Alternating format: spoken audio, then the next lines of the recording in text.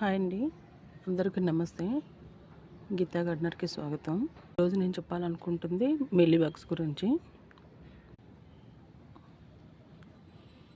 చూడండి, ఈ వైట్గా ఉన్నాయి కదా ఇది మిల్లీ బగ్స్. చూడండి, చూస్తారా? ఈ స్ప్రే బాటిల్లో నేను విమ్ లిక్విడ్ బేకింగ్ సోడా కలిపి వాటర్లో కలిపానండి. చూడండి, దీని మీద ఇప్పుడు స్ప్రే కొట్టుకోవాలి. చూడండి, ఇప్పుడు దీని మీద స్ప్రే కొట్టుకోవాలి.